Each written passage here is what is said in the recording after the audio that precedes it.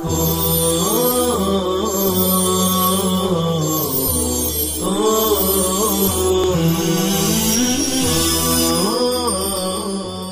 اللہ الرحمن الرحیم وصلی اللہ وسلم علی نبینا و مولانا محمد وعلی آلہ و اصحابہ اجمعین، اما بعد۔ باب چل رہا ہے مسئلۃ الشہادت کا۔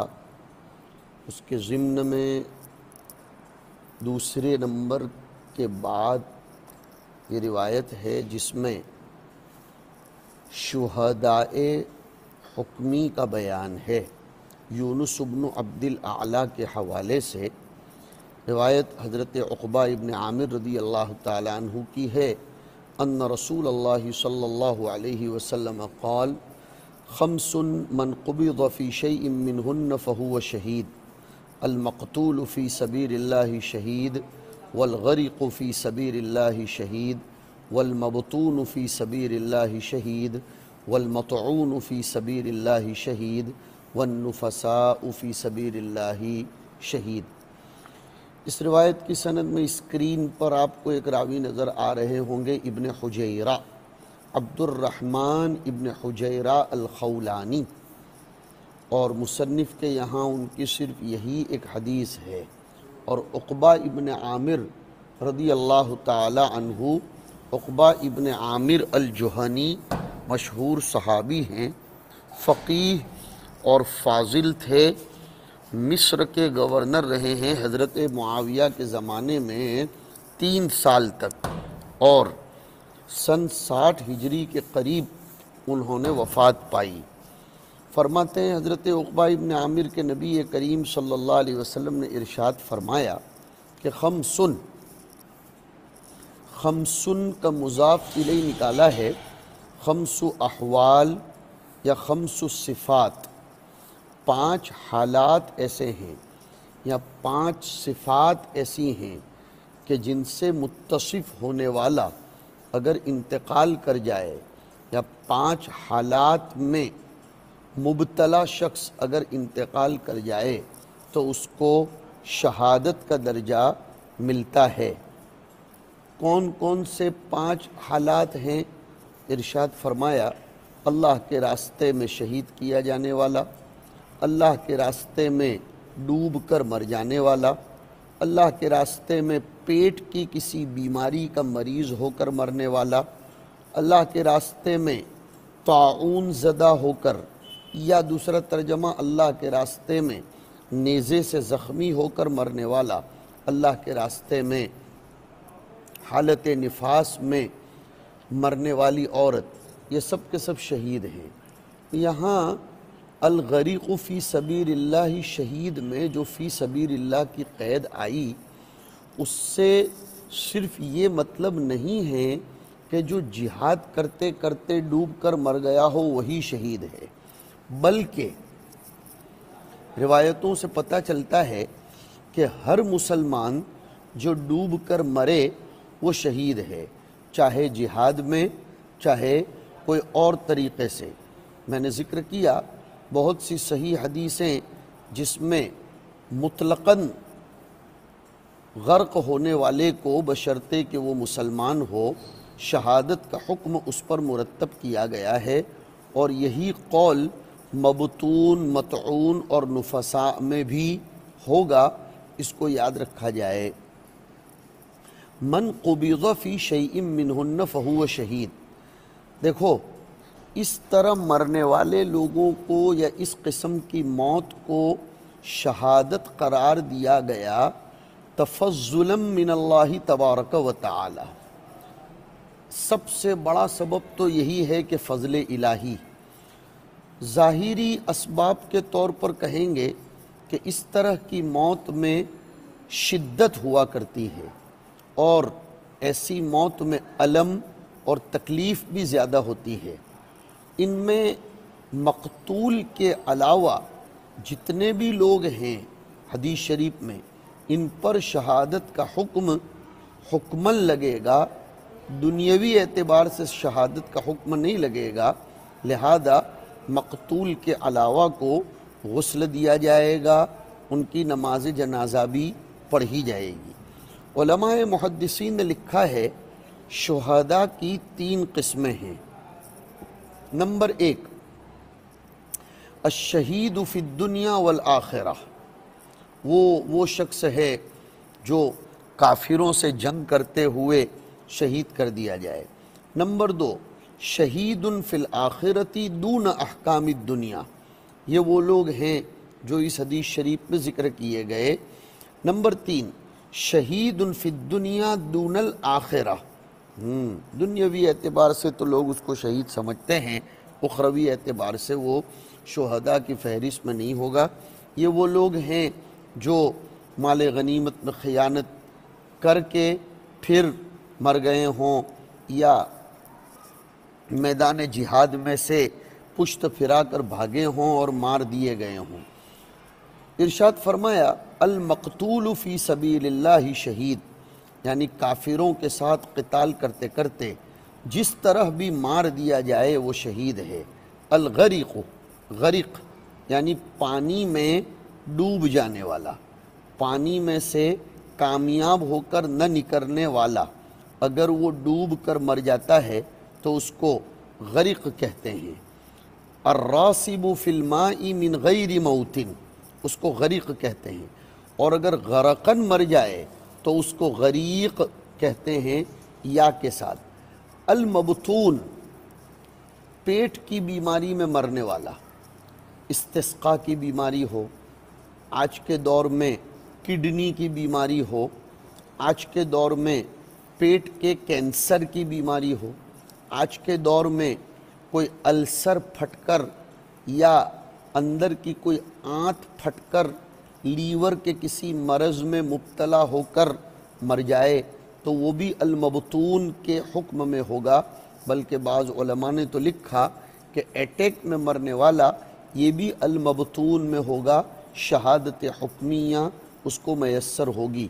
والمطعون، جو طاعون کے سبب سے مر جائے، ایک عام مرض ہے طاعون جو پھیلتا ہے، وہ وبا جس کی وجہ سے ہوا میں فساد پیدا ہوتا ہے، اور پھر اس ہوا کے فساد کی وجہ سے امزجاء و ابدان بھی بگڑ جاتے ہیں، وہ بھی اللہ کے یہاں شہادت کے حکم میں ہے۔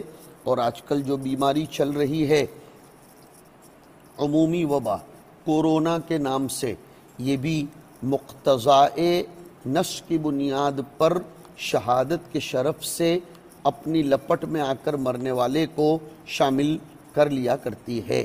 الی آخر الحدیث۔ اس کے بعد روایت ہے عمرو ابن عثمان کی، اس سند میں ابن ابی بلال آئے ہیں، عبداللہ ابن ابی بلال الخزاعی الشامی، اور وہ روایت کرتے ہیں اپنے استاذ حضرت عرباض ابن ساریہ رضی اللہ تعالی عنہ السلمی، ابو نجیح ان کی کنیت ہے۔ یہ اہل صفہ میں سے تھے، پھر حمص میں جا کر بس گئے تھے، اور سن 70 کے بعد ان کا انتقال ہوا۔ وہ عرباض ابن ساریہ فرماتے ہیں ان رسول اللہ صلی اللہ علیہ وسلم قال یختصم الشہداء والمتوفون على فرشهم الى ربنا في الذين يتوفون من الطاعون فيقول الشهداء اخواننا قتلوا كما قتلنا، ويقول المتوفون على فرشهم اخواننا ماتوا على فرشهم كما متنا، فيقول ربنا تبارك وتعالى انظروا إلى جراحهم فإن أشبه جراحهم جراح المقتولين فإنهم منهم ومعهم فإذا جراحهم قد أشبهت جراحهم۔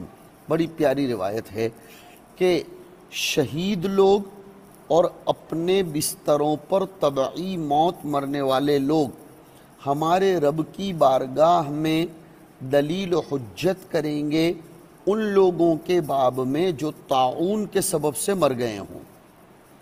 شہید یہ کہیں گے کہ یہ تو ہمارے حکم میں ہیں، اس لیے کہ یہ ہماری طرح مار دیے گئے، اور طبعی موت اپنے بستر پر وفات پانے والے لوگ کہیں گے ہمارے لوگ ہیں، یہ تو ہمارے بھائی ہیں، بستر پر مرے ہیں جیسے کہ ہم مرے۔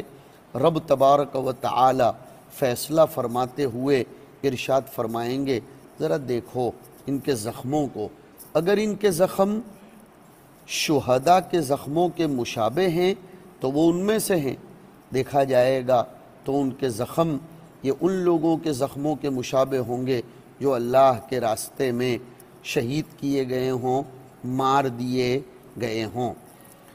محدثین نے لکھا ہے یہ حجت بازی قبل دخول الجنت ہوگی، لہذا کوئی مستبعد نہیں ہے کہ ماتو علی فرشہم کما متنا یہ از قبیل تنافس ہوگا، از قبیل تنافس ہوگا۔ ایسا نہیں ہے کہ اللہ رب العزت کے سامنے یہ لوگ کوئی اعتراضاً بات کریں گے، اس کو یاد رکھنا چاہیے۔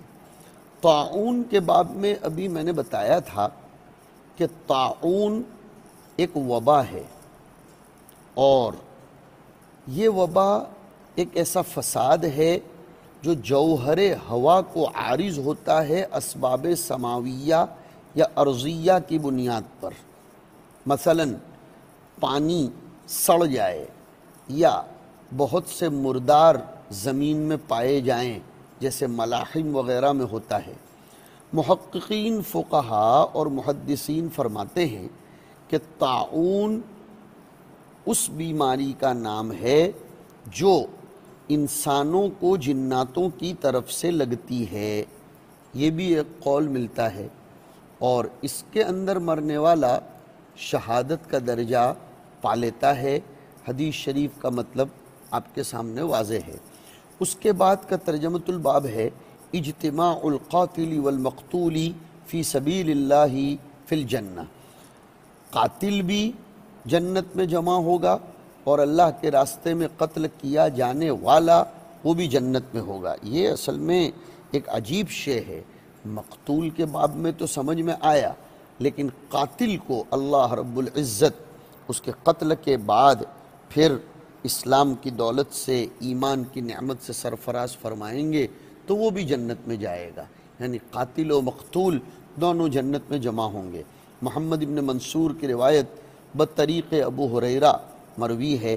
اس روایت کی سند میں ابو الزناد آئے ہیں جن کا نام تھا عبداللہ ابن ذکوان المدنی، اور اعرج نام کے راوی آئے ہیں عبد الرحمن ابن ہرمز المدنی الثقۃ الثبت۔ وہ روایت کرتے ہیں حضرت ابو ہریرہ رضی اللہ تعالیٰ عنہ سے عن النبی صلی اللہ علیہ وسلم قال ان اللہ عز وجل یعجب من رجلین یقتل احدہما صاحبہ وقال مرۃ اخرى لیضحک من رجلین یقتل احدہما صاحبہ ثم يدخلان الجنۃ۔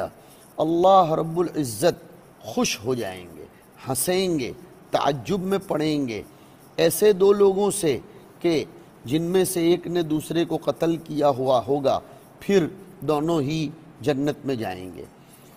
علامہ سندھی شارح حدیث لکھتے ہیں عجب اور اس قسم کے وہ افعال و صفات جو از قبیل انفعال اور تأثرات ہیں، جب ان افعال و صفات کی نسبت حق جل مجدہ کی طرف کی جائے تو اس کی غایت مراد ہوتی ہے، اس لیے کہ اللہ پاک تأثرات انفعال سے منزہ و مبرہ ہے، لہذا اس کا حقیقی معنی مراد نہیں لیا جائے گا۔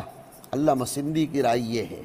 سلف یہ فرماتے تھے کما یلیق بشأنہ کہہ دیا جائے، لفظ کا اتحاد حقیقت کے اتحاد کو مستلزم نہیں ہے۔ بہرحال علامہ سندھی کا کہنا یہ ہے کہ غایت عجب بالشیء ہوتی ہے کہ اس کا استعظام ہو، عجب بالشیء کی غایت اور اس کا لازم اور اس کی نہایت استعظام شیء ہوتا ہے۔ مطلب یہ ہوگا عظیم شأن ھذین عند اللہ تبارک و تعالی، یہ ہے استعظام کا مطلب۔ تو عجب ربنا مطلب عظیم شأن ھذین الرجلین عند اللہ تبارک و تعالی۔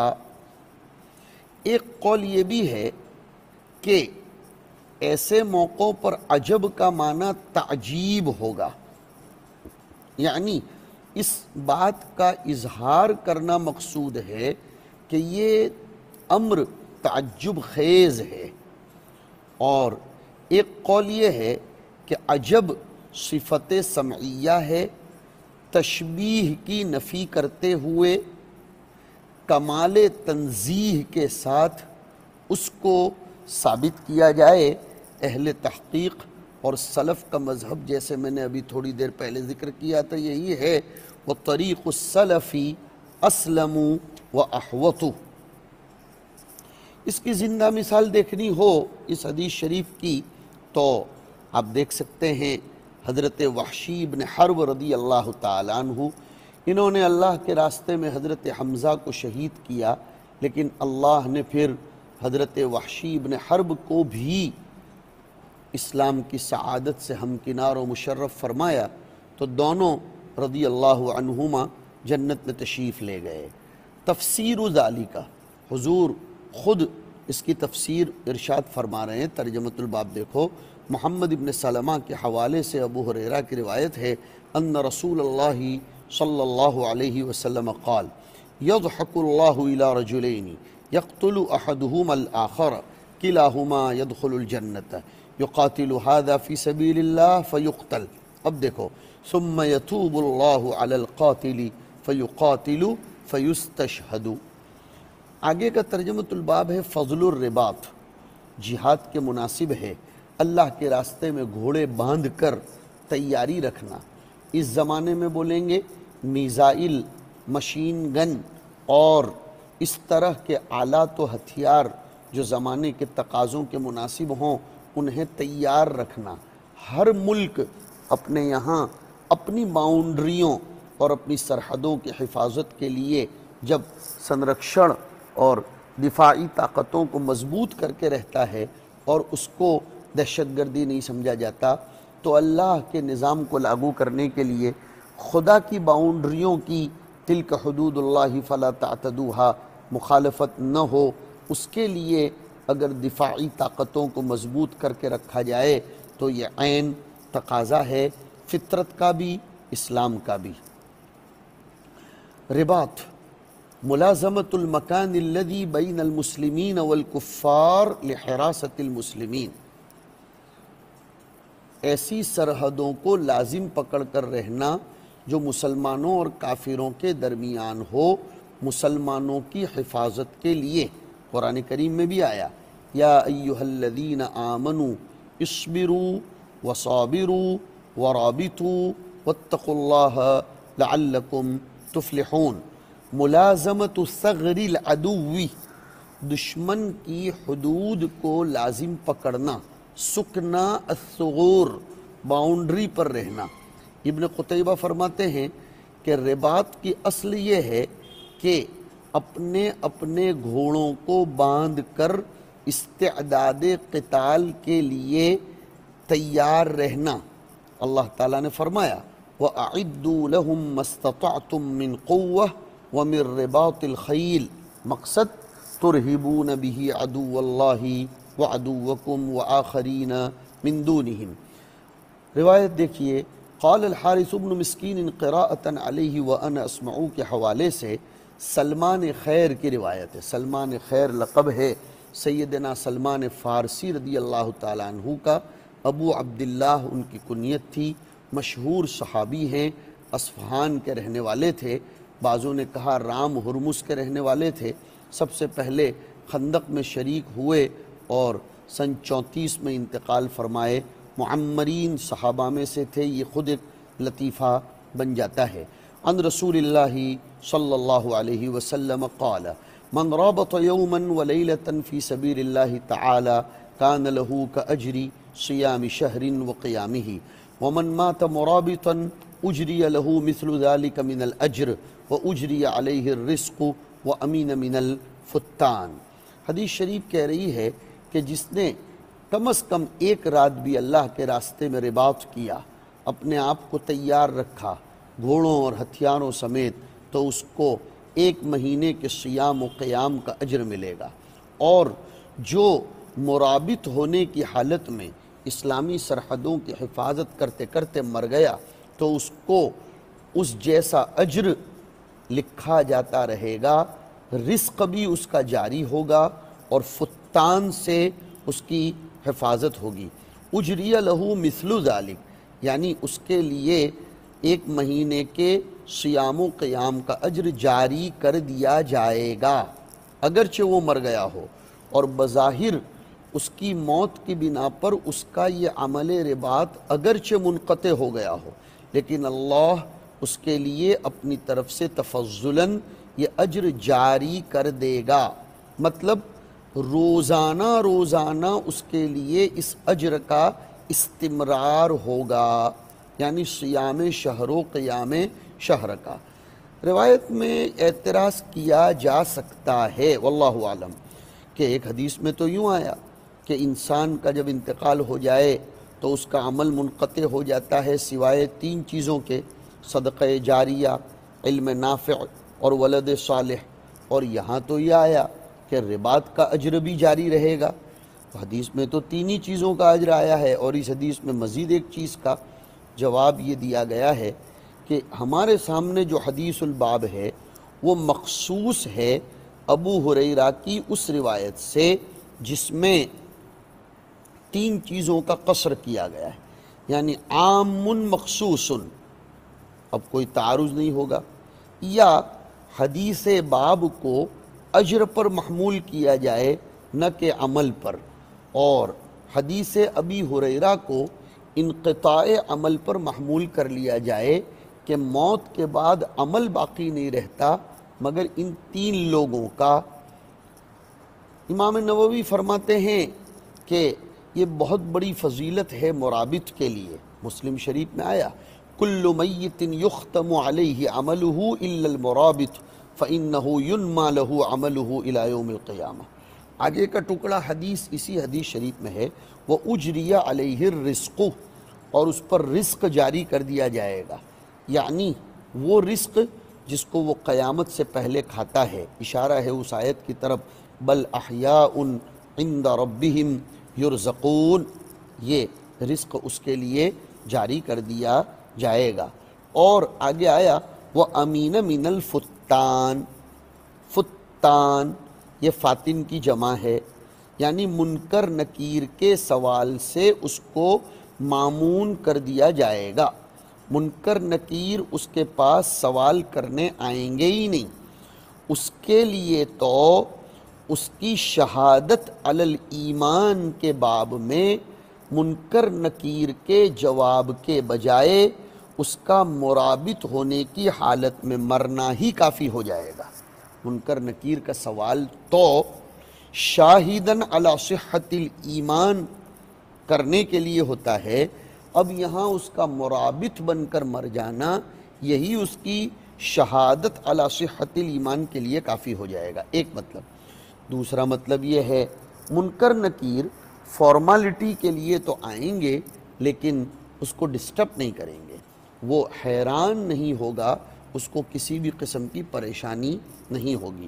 اس کے بعد کی روایت عمرو بن منصور کی حضرت سلمان ہی سے ہے سمعت رسول اللہ صلی اللہ علیہ وسلم یقول من رابط فی سبیل اللہ یوما ولیلۃ کانت له کصیام شہر وقیامہ فإن مات جرى علیہ عملہ الذی کان یعمل وامین الفتان واجری علیہ رزقہ۔ اس کے بعد کی روایت عمرو بن منصور کے حوالے سے سیدنا عثمان بن عفان رضی اللہ تعالی عنہ کی ہے سمعت رسول اللہ صلی اللہ علیہ وسلم یقول رباط یوم فی سبیل اللہ خیر من الف یوم فیما سواہ من المنازل۔ عثمان ابن عفان رضی اللہ تعالیٰ عنہ ذو النورین ماہ ذی الحجہ میں عید الاضحیٰ کے بعد شہید کر دیے گئے سن 35 ہجری میں، 12 سال تک ان کی خلافت چلی، 80 سال کی عمر ہوئی تھی۔ یہ لطیفہ بن جائے گا کہ اس روایت کے راوی وہ صحابی ہیں جو سابقین الی الاسلام میں سے ایک ہیں، خلفائے اربعہ میں سے ایک ہیں، عشرہ مبشرہ بالجنت میں سے ایک ہیں۔ روایت کا معنی آپ کے سامنے ہے۔